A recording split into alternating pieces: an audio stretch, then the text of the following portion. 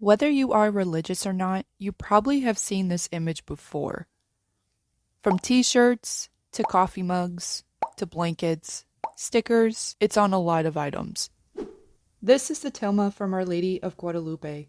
It was first presented to the world by Saint Juan Diego on December 12, 1531. Not only is this image renowned across the world, it is a miracle and an historical religious item. The question some of you may have is, who is this woman and where did she originally come from? Well, let's go back a few hundred years. Saint Juan Diego was born in 1474 in Mexico. The little is known about him, historical resources gives us valid enlightenment on the life of this special saint. One day, on December 9th, 1531, Juan Diego was walking to morning mass when suddenly, along his path, a beautiful young woman appeared to him on Tepeyac Hill, where a former pagan temple had once stood.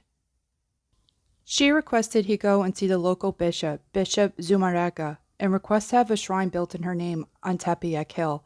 Juan Diego presented this information to the bishop, and unfortunately, the bishop didn't really believe him. Bishop Zumarraga then requested from Juan Diego a sign to prove this apparition was in fact real. Bringing this news back to Our Lady, she asked Juan Diego to return to Tepeyac so that she could give him the sign that had been requested. However, he could not keep his appointment due to taking care of his uncle who was gravely ill at the time. On December 12th, he went to go fetch a priest to take care of his relative. In his distress, he took a shortcut around Tepeyac, trying to avoid his meeting with Our Lady that would cause further delays. However, Our Lady had other plans. She appeared to him and said, "Listen, put it in your heart. Do not let your heart be upset. Do not be afraid of this illness or any other illnesses. Am I not here, I, who am your mother?" She then reassured him that his uncle would recover and be healed. After accepting her words, she told him to climb the nearest hill and pick the roses that were blooming there. Mind you, this was in the Mexican desert, so finding a full-blown rose bush was unlikely.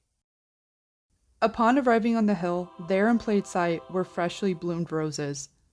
He gathered the flowers, and returning to Our Lady, she gently arranged them in his tilma. She then told him to take them back to the bishop as proof.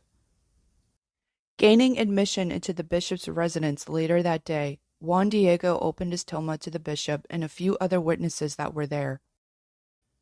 The flowers then fell to the floor, and impressed on his cloak was the beautiful image we see today of Our Lady of Guadalupe.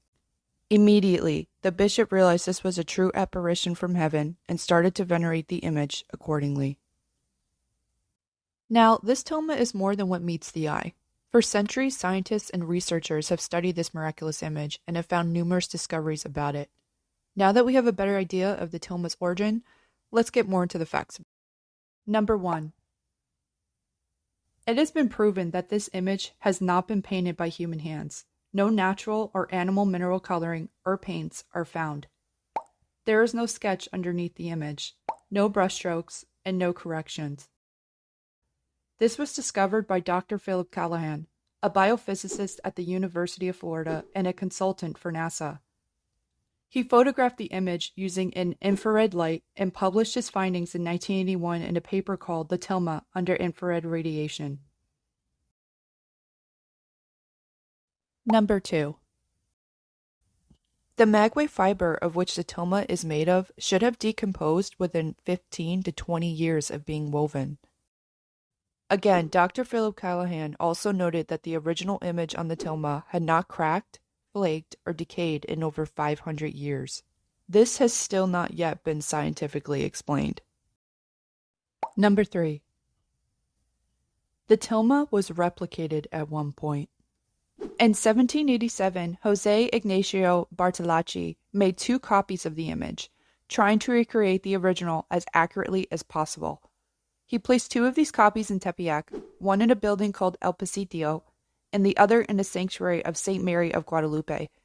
Both of his copies didn't even last 10 years. Nice try, Jose. Number 4. Mary's mantle is a constellation map. In the 1990s, Mexican astronomer Juan Hernandez Illescas conducted a series of studies on the stars that appear on the blue turquoise mantle of Our Lady of Guadalupe. Through computer technology, he was able to regress the map of constellations to the night Our Lady appeared. The 46 stars that are visible on Our Lady's mantle are the exact constellations that appeared in the night sky over Mexico on December 12, 1531. During that time, Mexico was still using the Julian calendar, which was 10 days off the Gregorian calendar, the one we use today. That places her appearance on the morning of December 22nd, the winter solstice, the longest night of the year. Number 5. The constellations tell the story of the gospel with Leo over the womb of the Virgo. Leo, which means lion, appears over Our Lady's womb in the image. Leo's main star is called Regulus, which means little king, signifying the Christ child.